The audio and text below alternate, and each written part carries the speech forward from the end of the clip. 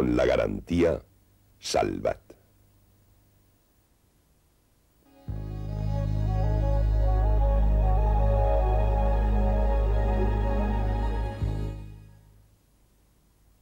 Buenas noches. El programa Los años vividos llega hoy a los años 70. Una década compleja, repleta de acontecimientos y de una intensidad social y política que nos ha obligado a plantearnos, como ya hiciéramos en los años 30, la conveniencia de dedicarle 2 horas de nuestra serie. La línea divisoria del decenio está situada obviamente en el 20 de noviembre de 1975. La muerte de Francisco Franco marcó un antes y un después, un punto de inflexión entre un tiempo de protesta y un tiempo de cambios. Hoy retrataremos la primera mitad de la década, la época en la que crecía a pasos agigantados la brecha entre la España oficial y la España real. Con actitudes frontales o moderadas, de forma expresa o tácita, la oposición política era cada vez más activa, mientras el aparato del Estado, encerrado sobre sí mismo, endurecía sus mecanismos de represión y apenas daba muestras de una tímida apertura. A la generación nacida en los años 50, a los jóvenes de los 70, les tocó asistir a la decadencia y agonía de un régimen que encontraba cada vez mayores signos de discrepancia.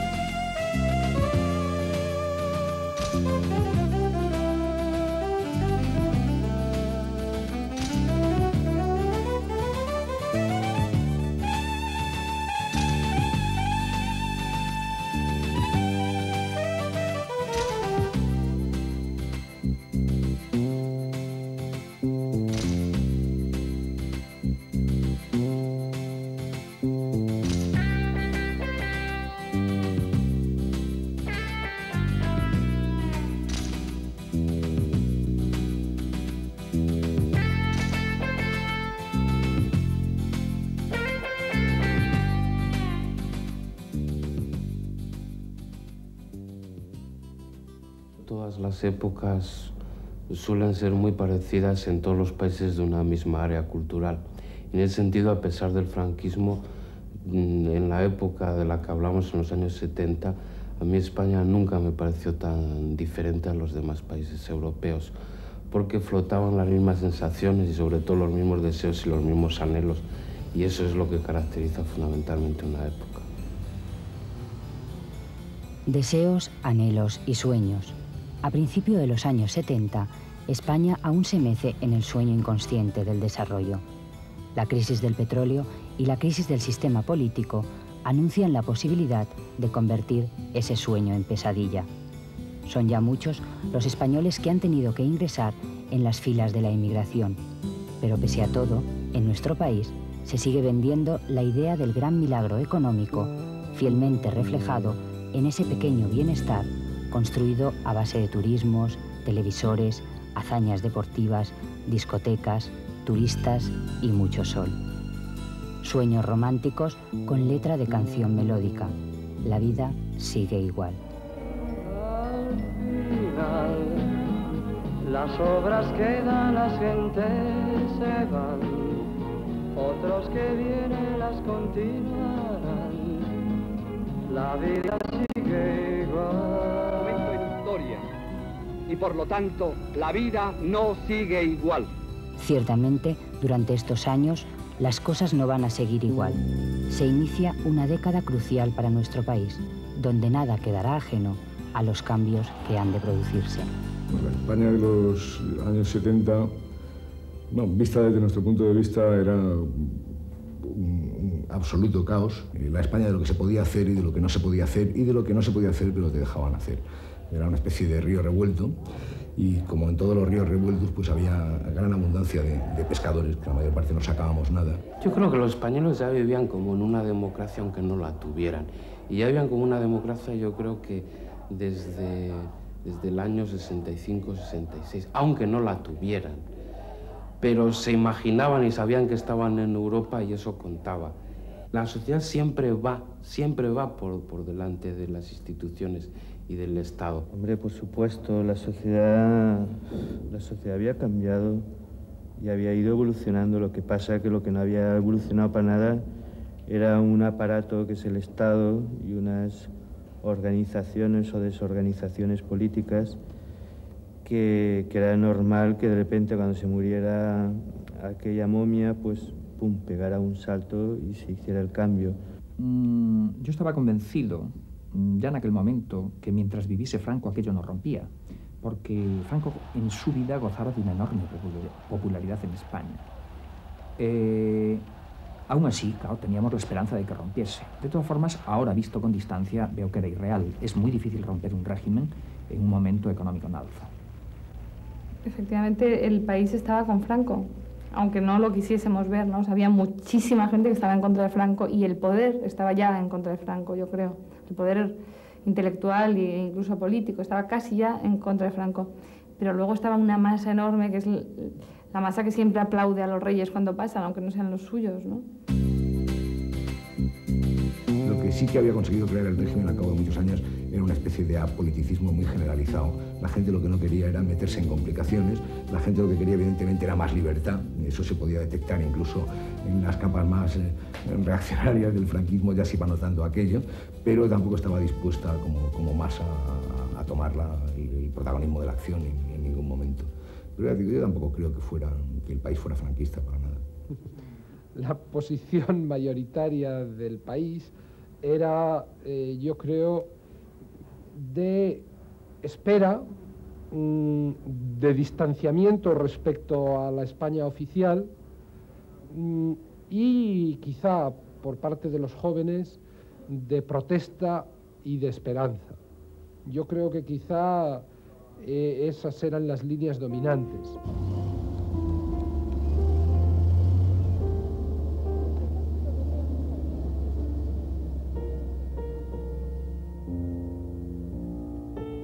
No tenía sentido que en una Europa totalmente democrática, incluso cuando ya se había producido la revolución de los claveles en Portugal, quedara una especie de país aislado, teniendo en cuenta que esto no es Albania. Esto no es un país montañoso de pocos habitantes, esto es un país que está comerciando con todo el mundo, que tiene universitarios, que tiene un movimiento obrero consciente, que tiene una historia, que ha tenido una guerra civil, y no podíamos, era absolutamente imposible quedar como un gueto dentro de la Europa democrática. En gran medida, como consecuencia de la crisis evidente en la que, sobre todo desde el año 73, entra el régimen, había una esperanza de que algo nuevo apuntaba y de que las cosas iban a cambiar. Yo creo que en esa tensión es donde se inscribe gran parte del escenario de los 70. Ya utilizábamos los efectos de la crisis del petróleo, el paro que empezaba a producirse, las quiebras, las suspensiones de pago que se traducían siempre en huelgas de solidaridad en la tierra en que a mí me tocó vivir esa época, ¿no? Por eso la recuerdo así con bastante nitidez. Recuerdo pues cuando los obreros de la Siemens o de la SEAT salían a la calle, algo duro pasaba, aparte de los palos que les daban los policías y que los propios obreros también se defendían y repelían, ¿no? Y sobre todo cuando se juntaban obreros y estudiantes, pues había mucha gente, sobre todo gente que padeció la guerra civil, que tenía mucho miedo, pero la gente que salía a la calle salía con plena convicción. Está claro que Comisiones Obreras representó un papel de avanzadilla respecto a la conquista futura de las libertades democráticas. La UGT no tenía prácticamente papel, en cambio, y también está claro que ese movimiento vecinal, que en gran medida fue consecuencia del trabajo de base del Partido Comunista, fue también el embrión de muchas cosas. Prácticamente los únicos mimbres que existían en el momento en que se produce la muerte de Franco sobre el que construir una posición política de izquierdas, pues eran los que había ido tejiendo el Partido Comunista en la clandestinidad, efectivamente en el ámbito obrero, efectivamente en el ámbito vecinal. Es que el mundo de la clandestinidad en aquel momento era el Partido Comunista y yo, en consecuencia, pues como no he sido comunista nunca, quiero decir que no tengo que hacer ninguna transformación del comunismo ahora definitivamente derrumbado, porque nunca he creído en el comunismo y del mismo modo que no formaba parte de ningún grupo de defensa del régimen de entonces, no formé parte de la clandestinidad comunista que era la que había entonces. Saludo a todos, a todos, a todos.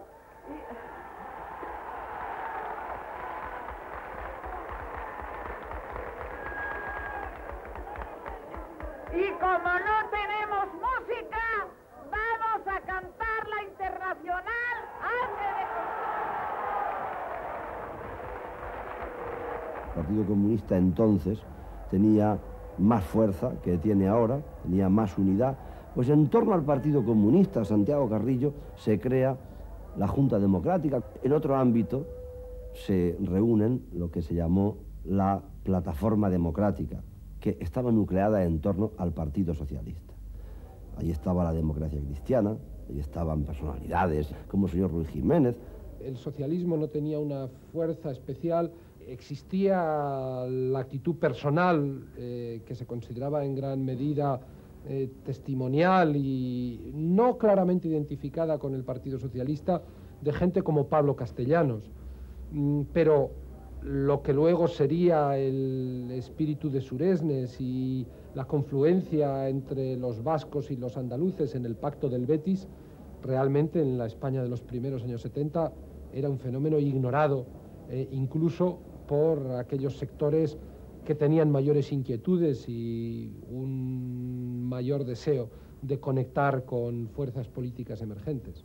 Yo en el año 72 había estado en Toulouse, en el Congreso del Partido Socialista, la sección o la facción de Rodolfo Llopis, y allí ya se veía que era absolutamente necesaria la renovación. Es verdad que empieza en el año 74 en Suresnes con una nueva dirección, la dirección de los históricos socialistas, de Llopis, dan paso a la fuerza viva de Felipe González, de Alfonso Guerra, de Mújica. Eso ocurre en los años 74. Pero era evidente que la elección de Felipe González no tenía color.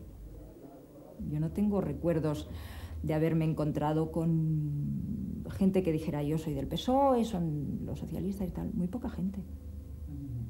Nos pongamos como nos pongamos, yo ya no milito, pero el partido que tuvo incidencia en la sociedad durante muchísimos años fue el Partido Comunista. Y luego a finales de los 60, a principios de los 70, al PC le iban saliendo flecos cada vez más abundantes y cada vez más nutridos y más agresivos, que eran una serie de organizaciones como podían ser pues desde el PCML, el FRAP o la Liga la LCR y la LC, luego el PT, la ORT, en fin, todas aquellas cantidades de siglas, de grupos, de grupúsculos y de pequeños partidos que de alguna manera se le habían descolgado al PC, pero prácticamente lo que había era o la derecha representada por el movimiento o la izquierda del PC a la izquierda del PC. Y desde luego la principal oposición al régimen la practicaba, no solo de palabras, sino de obra, en aquel momento ETA. También en el ámbito de la acción violenta, relacionado a veces con el Partido Comunista, repudiado otras veces por el Partido Comunista, pues estaba el FRAP.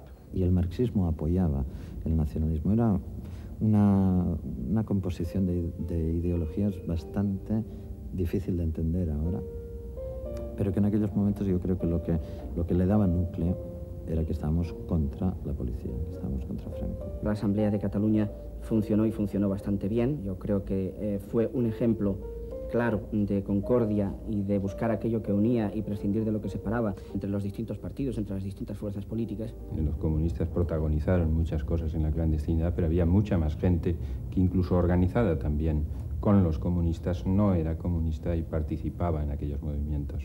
En otro contexto y en otro tipo de actitudes completamente diferente, pues aparecían lo que se luego terminaría llamando la oposición moderada al franquismo, que en realidad eran sectores de la burguesía, en gran parte vinculados con posiciones monárquicas y más concretamente con posiciones juanistas, que terminarían confluyendo a mediados de los 70, en el momento clave de la transición, en tres grandes familias: la familia liberal, la familia demócrata cristiana y la familia socialdemócrata. Creo que este era básicamente el panorama. Era un mundo muy interesante en el que todos los días te encontrabas con cosas nuevas, con planteamientos nuevos, tanto de tipo político como se empezaban a discutir temas que probablemente ya se estaban discutiendo hace 10 o 15 años en otros países, ¿no? Tenías un poco la sensación una sensación que me da temo que quizá la gente que tiene ahora 20 años no comparte, que es la de ser muy protagonista de lo que estaba pasando. Una sensación, yo tuve una sensación siempre de protagonismo, de estar viviendo hechos históricos y de estar yo, digamos, como en un momento en el que la juventud estaba peleando fuerte. Quizá esto después no ha servido para nada, pero en aquel momento llenaba mucho. Nosotros íbamos a clase no tanto porque ibas a clase a lo que te iba a decir el profesor, sino por lo que ibas a que te comunicaran otros compañeros que había ocurrido no sé dónde y que te dijesen, léete este libro, vete a ver esta película. O sea, era un lugar de cultura muy importante, pero no porque siguiésemos las pautas de los profesores. A veces acudíamos a manifestaciones de estos tipos comandos, ¿no? Y era muy bonito ver como una calle, pues por ejemplo como la calle de la Paz de Valencia, o la Plaza Urquinaona de aquí de Barcelona, convertida en unos segundos después de un pito, se desplegaban unas banderas rojas, ¿no? Entonces aparecía como muchísima gente inundando toda una calle, los coches se quedaban completamente parados, la gente salía al balcón y bueno, se hacían unos gritos muy básicos, que la dictadura no, democracia sí, este tipo de consignas, ¿no? Pues lo más típico que se gritaba en aquel momento era Franco asesino, policía asesina. Había otros lemas ciertamente interesantes, ¿no? Vamos, era una época que mereció la pena vivirla. El cambio, el trayecto que se hizo en todo tipo de valores por parte de los hombres y las mujeres en esos años fue tremendo. Fue un cambio fundamental, vertiginoso.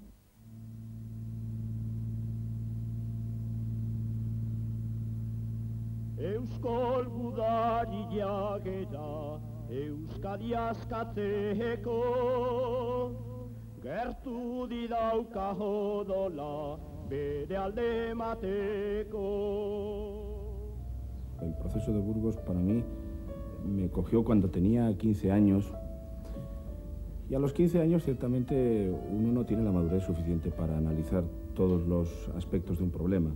Pero sin embargo ya se percibía que aquel proceso era un test para el régimen de Franco, para la dictadura, no solamente a nivel nacional, sino también a nivel internacional. El proceso de Burgos yo lo viví en París, estaba estudiando en aquel momento, y era un tumulto callejero impresionante.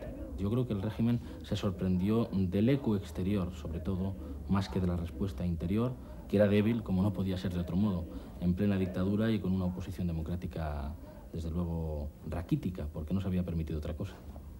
Del proceso de Burgos lo que más recuerdo son las reuniones en las iglesias. Eternas reuniones donde escuchábamos unas cintas, unos cassettes grabadas que traían personas que a través de los abogados que defendían a los acusados en el proceso hacían llegar a todos los lugares de España. Entonces se escuchaba muy mal, las ponían incluso en la iglesia para que oyésemos las voces y era muy escalofriante, ¿no? Ver hasta dónde se puede llegar en esos extremos, o sea, en ese grado de un régimen militar como era el franquista. Las manifestaciones por el proceso de Burgos fueron realmente, creo, donde he pasado más miedo de mi vida, pero miedo. Para muchos supuso el engancharnos al carro de lo que movía la transición. Desde luego las manifestaciones éramos pocos, pero fue un momento muy emotivo, porque muchos nos identificamos. Por ejemplo, yo recuerdo siempre a Mario Naindia. Luego he tenido ocasión incluso de conocerlo y de hacerle entrevistas, pero siempre me identifiqué mucho de aquellas fotografías que había allí, de aquellos jóvenes vascos que iban a ejecutar, particularmente en Mario Naindia. Es lo que tengo más fijado en la mente.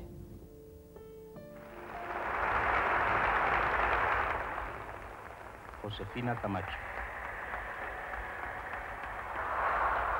Acabo de llegar de España y tengo que volver a ella. Pero estoy aquí, entre vosotros, en esta tribuna, corriendo riesgos necesarios, aunque el último derecho que podrían negarme es el derecho de defender a mi marido y luchar por su libertad.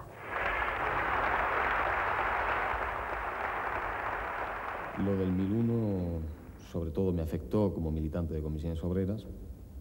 Al 1001 se le detiene, además, justamente cuando yo acababa de salir de Valencia, tras unas detenciones que hubo en abril del 71, con consecuencias dramáticas, con una aplicación de torturas brutal a muchos compañeros y compañeras que fueron detenidos, y veía en ello la quiebra o un golpe muy duro al movimiento de Comisiones Obreras que estaba resurgiendo de manera muy vigorosa, ¿no?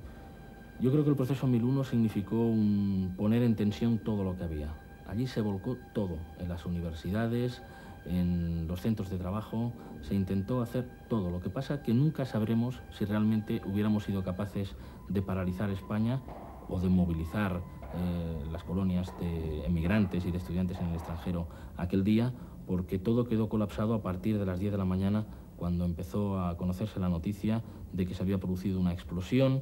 Después se dijo que era un accidente, que casualmente pasaba el presidente del gobierno, Carrero Blanco, por allí. Al cabo de un rato que había quedado herido, al cabo de un rato que había muerto. La verdad es que aquello colapsó todo y todo el mundo, con muy buen criterio y muy buen sentido, corrió a esconderse. Yo me he leído atentamente el libro de ETA sobre esta cuestión y nunca llegan a explicar por qué eligieron ese día. Dan una explicación muy vana. Dijeron simplemente que el día anterior estaba Henry Kissinger en la embajada americana, a pocos metros de donde se iba a producir el atentado, y que por esa razón lo pasaron al día siguiente, pero el año tiene 365 días. Yo creo que ETA ha participado siempre de la idea de la espiral acción-represión y pensó que el gran golpe que se podía producir era justamente el que coincidiera ese día, el día que estaban juzgando a Camacho, Sartorio, Saborido, etc.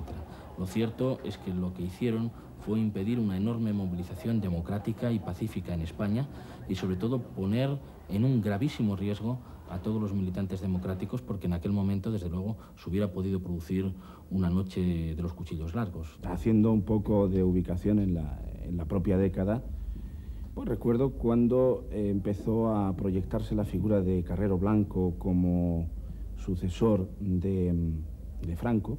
Todos temíamos a Carrero Blanco porque era un hombre duro y nos parecía que sí podía representar, no obstante, la continuidad del régimen. Es decir, que en eso yo creo que, con toda sinceridad, había un latente temor a que pudiera perpetuarse el sistema en aquella persona. No digo con eso, no estoy justificando la operación Ogro, ni el asesinato del propio general Carrero Blanco, ¿no? Recuerdo que nos llegaban noticias de que le habían pegado varios disparos en la iglesia cuando rezaba al almirante, Carrero Blanco, y estaba yo pues en aquel momento vestido de gris, Era botones, tenía una hermosa melena, gafas como las de John Lennon y llevando papeles y trayendo bocadillos, porque era botones de un banco como el de San Sebastián, ¿no? La noticia en general se recibió más bien con júbilo. Digamos que en aquella época la oposición era el franquismo y la oposición al franquismo. Y todos los que no eran franquistas estaban en contra de todo lo que aquello representaba y bueno, en general era, pues más bien se recibió en el banco con júbilo, ¿no? Lo primero que te venía a la cabeza es, bueno, ¿qué será de nosotros con este atentado brutal? Al mismo tiempo tan ingenioso, ¿no? Porque era el atentado de ETA contra Carrero Blanco fue pura ingeniería realmente. Pero miedo, a ver qué iba a ocurrir, si se iba a endurecer más el régimen. Esa es la palabra que yo recuerdo para este tema. Sí, nada, yo no muy crío, pero me acuerdo muy bien de... Era realmente espectacular y además se repitió tanto, ¿verdad? En la tele, la película de... Entonces yo creo que en ese momento pues me empecé a dar cuenta de que algo podía cambiar radicalmente, ¿verdad? De que no era infinito, ¿sí? de que esta pandilla que no eran inmortales, de hecho. Carrero Blanco parecía más inmortal que Franco, de hecho, como personaje, ¿no? La sociedad española empezó a vivir, desde el punto de vista social, el posfranquismo antes de la muerte de Franco, ¿no? Así que desde un punto de vista político, el posfranquismo puede decirse que se inicia con el asesinato de Carrero Blanco, ¿no? Yo creo que ahí es donde, en la interpretación política o sociológica normal, se inicia el posfranquismo. Yo creo que durante el antifranquismo a ETA se le veía con una relativa simpatía, aunque no se coincidía en sus métodos, porque al fin y al cabo todo lo que iba contra la dictadura era bueno. Sorprendió mucho el asesinato de Carrero Blanco y sobre todo hubo un momento en el que yo creo que se produce de verdad el corte, que es un año después, en septiembre de 1974, cuando se produce el atentado en la calle del Correo. Y yo nunca olvidaré que entre la lista de muertos vi allí a una pareja de novios de Zaragoza que pobres estaban tomando un café en la cafetería Rolando a pocos metros de la Dirección General de Seguridad. Yo creo que aquello puso en estado de alerta a todas las fuerzas democráticas y nos dimos todos cuenta que ETA era algo, empezaría a ser una pesadilla que no nos sacudiríamos en muchos años como posteriormente se ha demostrado después. Señalamiento de un plazo. Es deseo del Gobierno que las entidades asociativas reconocidas y reguladas por aquel estatuto puedan comparecer sin tardanza en la vida política nacional. Pues ya ha muerto Carrero Blanco, efectivamente la persona que empezó a proyectarse en todo el ambiente fue don Carlos Arias Navarro, con aquel famoso espíritu del 12 de febrero de 1974, que a todos nos sonó a una cosa muy light, muy poco importante, pero que veíamos que era dentro de lo que podían ser las dos opciones de decantamiento del régimen, es decir, una vez muerto Carrero, poder producirse un endurecimiento o poder abrir la mano un poco, pues efectivamente los aconsejadores de aquel tiempo se ve que consiguieron llevar al ánimo del general o de quien decidiera aquello que había que optar por abrir la mano. Yo creo que Carlos Arias tuvo una insignificante aportación política para la apertura democrática con aquel discurso, pero fue muy interesante desde el punto de vista de la lengua castellana, porque entonces para hablar de partidos políticos hablaban de concurrencia de criterios, para hablar de la libertad de expresión se refería a ella como contraste de pareceres, y fue realmente el ejercicio este de eufemismos que siempre los regímenes dictatoriales tienen y que nosotros pues llevamos años cultivando en este país, ¿no? La sensación general es que el régimen evidentemente se acababa. Y pronto la preocupación general era el cauce de salida y la organización de salida del régimen, como es natural, ¿no? Desde el punto de vista de evitar cualquier fenómeno de confrontación entre españoles y de organizar una convivencia democrática civilizada entre los españoles. El fantasma del 12 de febrero era eso, era una especie de fantasma, un espantapájaros que no convenció nunca a nadie y que ni siquiera convencía a los propios franquistas que podían haber montado aquellas organizaciones basadas en aquel espíritu y que de hecho prácticamente ni se molestaron en montarlas, ¿no? Era una parodia. Concretamente esta cuchara que tengo en la mano es nueva totalmente y la hemos comprado esta mañana. The reason I'm doing this, stroking the thin part, because it's fast. Yes. Dice que la razón por la cual está... Yes, you see, it's becoming plastic. Adiós. You see? Que está flotando, It's becoming very, very plastic, and there's no heat. No hay calor. It's breaking also.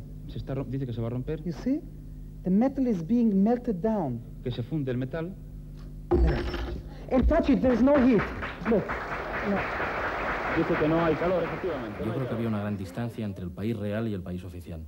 Lo que entonces era la televisión daba una imagen del país que no se correspondía con la realidad. Los mitos de los 70, de los primeros años 70, seguían siendo los mitos deportivos.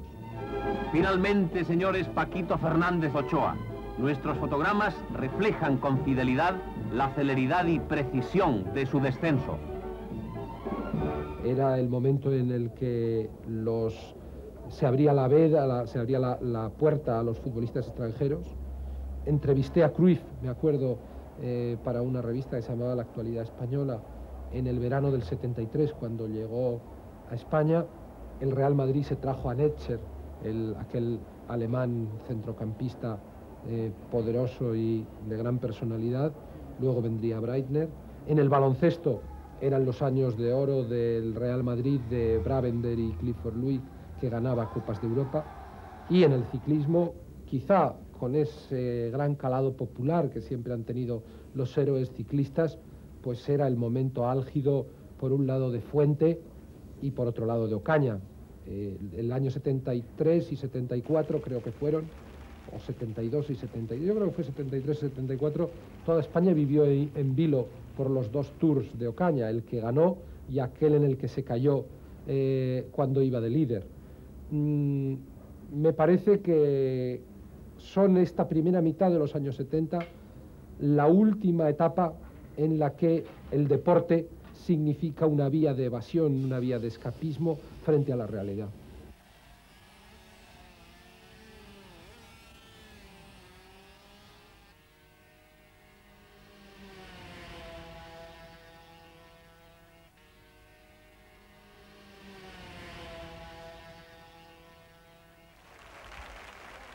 Yo creo que el deporte ocupaba un espacio muy importante en nuestra vida. Hablo por mi propia experiencia, pero también mirando alrededor.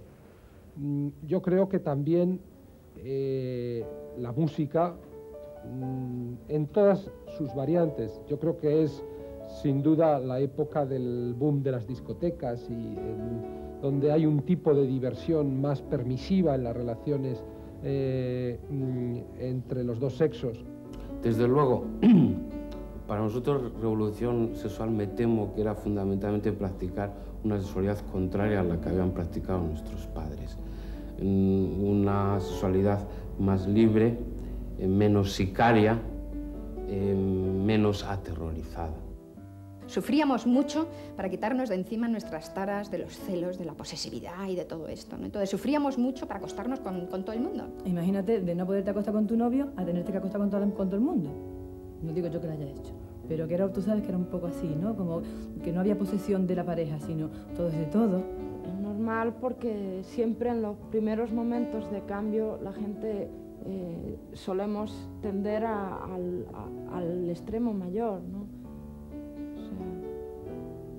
O no follamos o follamos como descosidos, ¿no? Hasta que ya se te pasa la calentura, ya decides, pues bueno, puede estar 3 meses o todos los días. O sea, es así un poco, ¿no? También en eso somos una generación de transición, ¿no?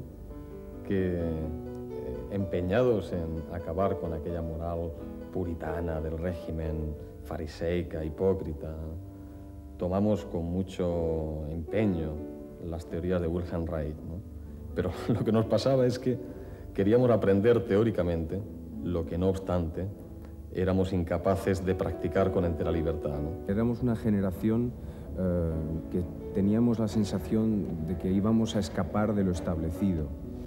Entonces íbamos al encuentro de cosas de las cuales nos habíamos documentado, es decir, Londres era una meca.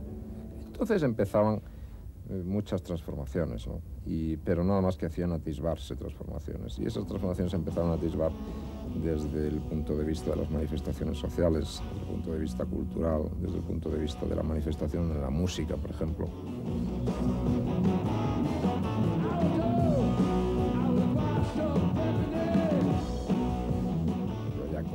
los años 60, pues digamos el fervor de, por ejemplo, de la Beatlemanía o el favor de los Rolling Stones, que todavía se pasean de vez en cuando ahora por aquí, ¿no? Y ese tipo de música a mí me gustaba mucho, ¿no?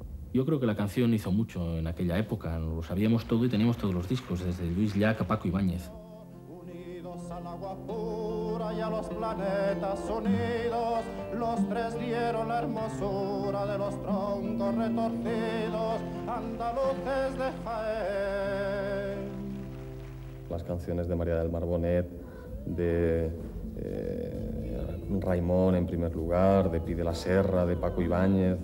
No quisiera dejarme a nadie, ¿no? Pero todos aquellos que demostraron que era perfectamente compatible hacer una música de muy buena calidad y al mismo tiempo comprometida con un ideal tan noble como era la lucha por la libertad, por una sociedad más justa, etcétera, ¿no?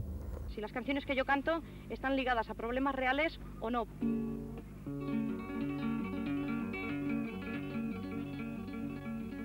A la huelga, compañeros, no vayáis a trabajar. Deja quieta la herramienta, que es la hora de luchar. A la huelga 10, a la huelga 100, a la huelga... El cantautor siempre ha sido como un cronista, ¿no? Y en ese tiempo, en esa década, era el cronista casi político. El caso de Paco Ibáñez, por ejemplo, o el caso de muchos cantautores catalanes y vascos que yo estoy empezando ahora a saber de ellos. A los progres les encantaban los cantautores, ¿no?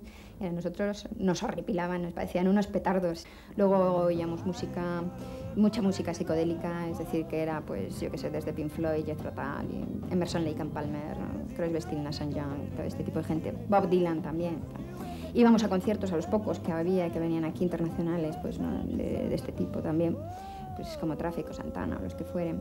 Yo estuve en White en el año, creo, 71. Fui, creo, de los pocos españoles que estuvimos allí en la isla de White, escuchando a Who y a Jimi Hendrix y a Leonard Cohen. And she feeds you tea and oranges that come all the way from China. Nos interesaba la música emergente, digamos, el post-Beatles y todo el nacimiento de la música rock. En aquella época era la dictadura de Franco, pero era la gran libertad de los bareros. Quiero decir que no es como ahora que hay horarios europeos en los bares. Los bares podían cerrar a cualquier hora, había una gran libertad de beber y hasta de consumo sobre todo de chocolates buenos y de hierbas muy buenas. Los ácidos eran muy buenos. Las drogas son las mismas. Lo que pasa es que de entrada de los 70 la gente no era tan consciente del peligro de las drogas. ¿Verdad? La gente pues tomaba drogas como un poco por obligación, de la misma forma pues que uno no quería hacer daño y se dejaba el pelo largo, pues también tomaba drogas. Cualquier droga sin distinción. Entonces de ahí vienen pues un 50% de los yonkis de los 90, de los viejos yonkis, ¿verdad? Vienen de los 70, de haber empezado eso sin ninguna información en absoluto. Teníamos avidez, éramos gente tan ávida, salíamos, creo que quizá era tierno vernos salir y ir a París, ir a Londres y tragarse aquellos espectáculos de los que no entendías nada, ir a Ceret, a 10 kilómetros de la frontera española, íbamos a ver cine y nos atiborrábamos de cine desde las 9 de la mañana hasta las 9 de la noche, nos veíamos 5 películas, ¿no?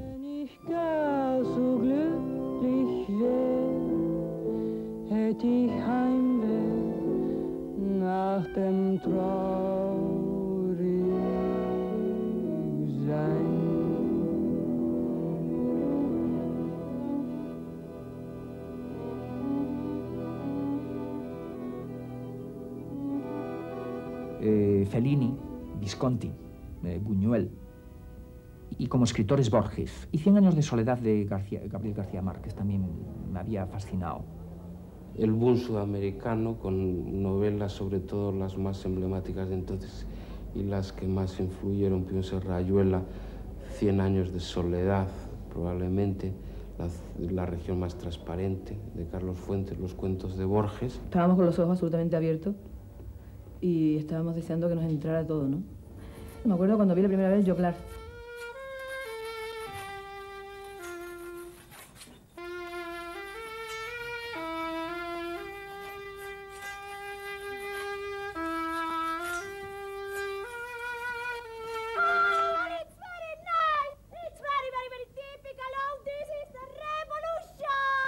o la cuadra, o la creación del Jure.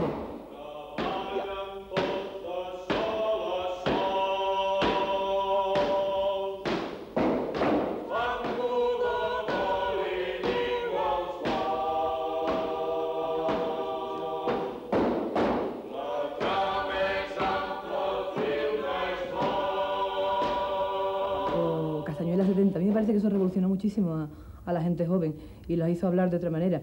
Desde luego el teatro universitario tuvo una gran importancia, grupos como los Goliardos, como aquella experiencia que se llamó Castañuela 70.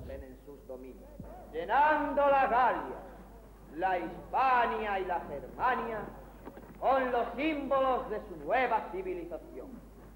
¡Come on, boy! ¡Ya voy!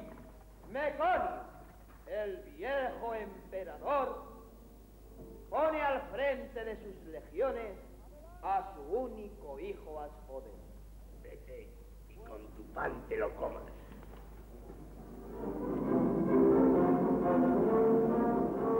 Recuerdo cuando Miguel Narros vino a dar una especie de pequeño seminario a la universidad, creo que veíamos el teatro también como una manera de implicarnos en una realidad emergente que todavía no sabíamos muy bien cómo iba a ser, pero que sabíamos que iba a ser profundamente diferente de lo que era aquella España que no nos gustaba nada como era. En fin, fueron unos años curiosos. Se mezclaba el hipismo con las ganas de libertad en España, con la dictadura, con esos pequeños ahorros para poder ver a los Rolling Stones, algún grupo por ahí. En el fondo fue una última época romántica en la que se aspiraba a hacer de la vida una obra de arte. Entonces se hablaba mucho de eso. Bueno, este es el expediente número 68 del año 73, que corresponde a Salvador Puig Antich.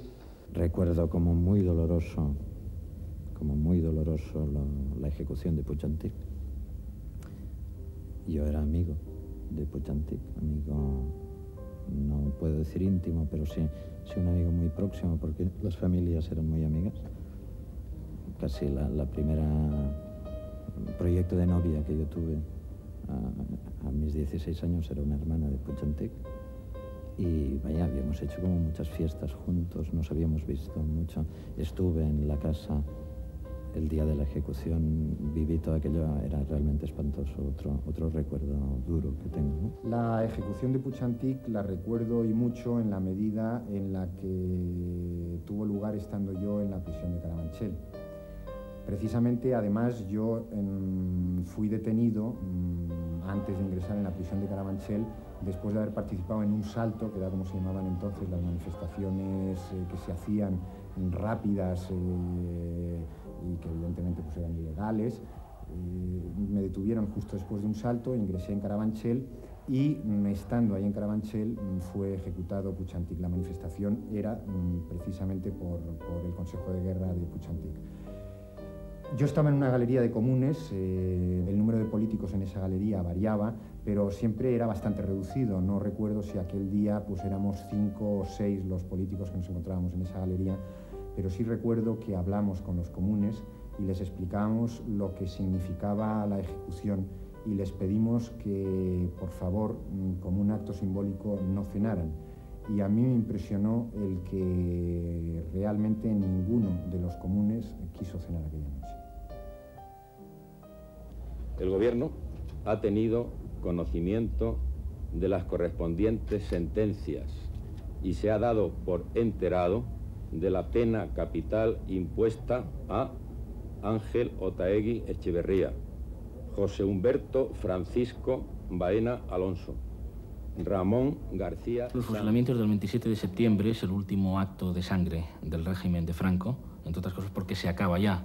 El dictador muere al 20 de noviembre siguiente. Yo creo que hubo una cierta respuesta de la oposición, pero no hay que dejar de decir tampoco que hubo una retracción importante. Fue el último aviso por parte del régimen a la oposición democrática de que las cosas podían ir de otro modo. Y yo sinceramente recuerdo que aunque hubo una respuesta popular, fue muy relativa. Entre otras cosas porque ya la gente, por pura intuición, no estaba a favor de las armas, no estaba a favor de la acción armada, pero sobre todo también porque la respuesta del régimen fue realmente dura en aquel momento. El sitio de la ejecución. Vamos aquí. Sí. Aquí, él estaba puesto allí al final, no arriba del montículo de todas, donde empieza el montículo. Y el pelotón de guardias civiles estaban colocados aquí, a una distancia de unos 4 o 5 metros. Yo creo que Franco era para dar auténtico pánico y miedo en sus años gloriosos, en los años 30, los años 40, incluso en parte de los 50. Yo creo que a partir de los 60 da casi más miedo el aparato que se va juntando a su alrededor que el propio personaje. Aunque de hecho en los últimos minutos, prácticamente instantes de su gobierno en el año 75, pues todavía demuestre que es capaz de seguir firmando condenas de muerte como en sus mejores tiempos. Sí recuerdo una portada de Cambio cuando los fusilamientos de la gente del FRAP, aquel septiembre. Entonces, recuerdo perfectamente, o sea, la tengo así como grabada, la imagen de los camiones yendo hacia Hoyo de Manzanares. Fue importantísimo el papel de tantísimos periodistas, mucho, mucho, porque estaban muy ensamblados, ¿no?, con lo que estaba ocurriendo, con la gente en la calle, con todos los movimientos. Hasta el último momento yo mantuve, creo, en unión de muchas otras personas, la esperanza de que por la presión internacional y porque el franquismo, la dictadura estaba terminando, y esto era evidente para nosotros, pues hubiera un indulto. Cuando vimos que no era así y que se iba a ejecutar a 5 personas, yo la impresión que tengo más grabada, y que a lo mejor confundo datos, aunque yo creo que no me equivoco, es la de venganza.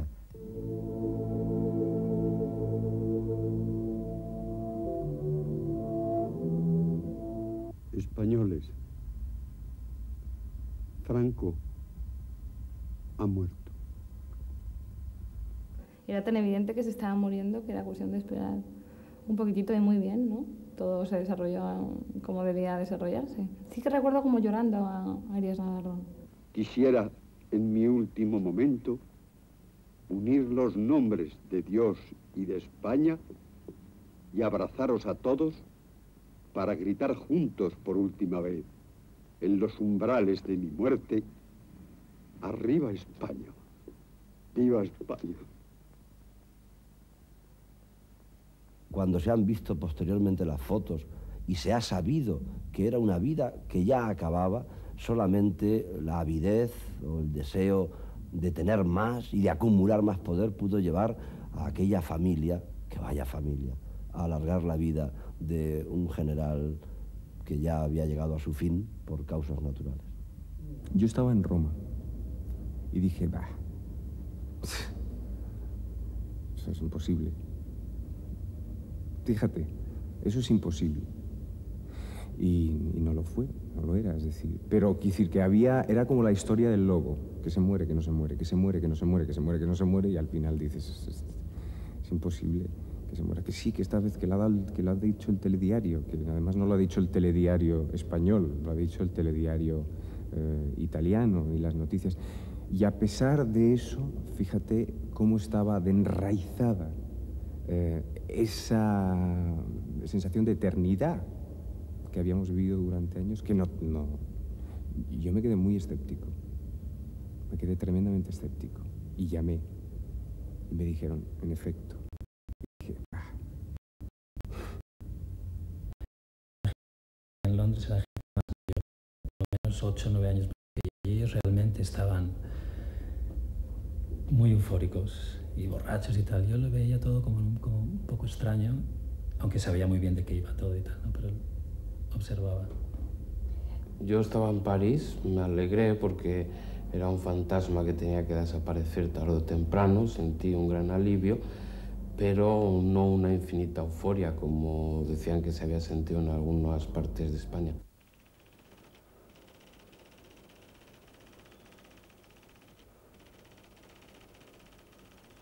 Yo estaba en el diario Telexpress en Barcelona, aquellas noches largas de guardia, en aquella agonía que creo que al final resultó ser una de las torturas más importantes de la historia de la medicina que se recuerdan.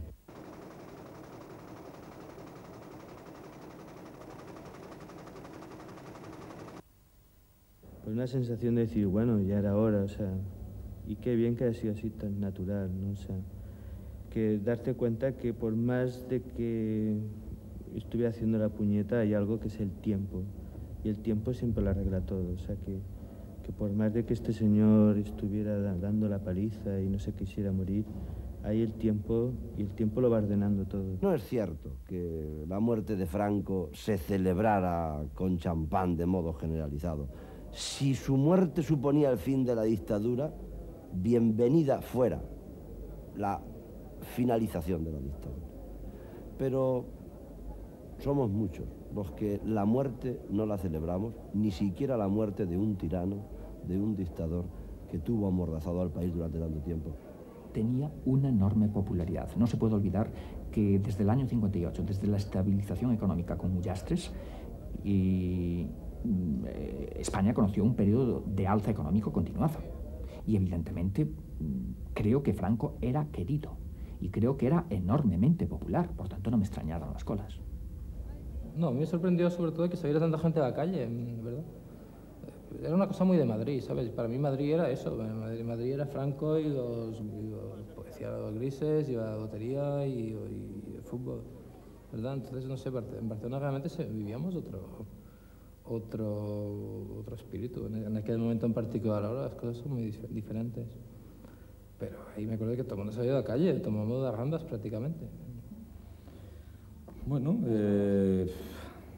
las colas, yo creo que hay gente para ver a los Rolling Stones, hay gente para los partidos de fútbol, hay mucha gente para las colas del pan, para las colas de las grandes películas, los grandes estrenos, y hay grandes colas también pues para sepelios de gente de una u otra ideología, y también lo había para las del dictador, ¿no? En blanco y negro. La recuerdo esas colas en televisión en blanco y negro. En aquel momento la sociedad española tenía absolutamente asumido que Franco se iba a morir, vamos. En consecuencia, desde aquel momento me da la sensación que todos eran intentos de buscar la salida, en la que da la sensación, por lo que ha ocurrido después, que había un consenso básico de que tenía que ser una salida, pues eso, en convivencia democrática homologable con los distintos países europeos. Me di cuenta que me había afectado mucho menos de lo que yo había pensado. Supongo que la generación anterior a la mía estaba mucho más afectada porque estaba más comprometida políticamente, culturalmente. Yo tenía claro, como en mi generación, que había que romper muchos tabúes, me tenía que descargar de muchos lastres históricos que además generaciones anteriores intentaban cargarnos. Yo pasaba de eso. Creo que muchos de mi generación, absolutamente lo que creía, no tenía ningún tipo de rencor ni revanchismo histórico. Cuando murió Franco, yo recuerdo que me emocioné ante el televisor escuchando el discurso de Arias Navarro, porque tuve la percepción de que estaba cambiando la historia de este país, desde luego estaba cambiando también mi vida, como la de todos los ciudadanos. Y me emocioné porque me daba cuenta de que realmente aquello que habíamos estado esperando tanto tiempo, otros mayores que nosotros, muchísimos años más. Se estaba esperando desde hacía mucho tiempo y se estaba esperando, se soñaba con eso porque suponía el cambio hacia esa nueva España, hacia ese nuevo mundo que todos teníamos en la cabeza. Muy claro el deseo, la forma de cómo iba a ser nadie sabía, pero el deseo de ese nuevo mundo sí.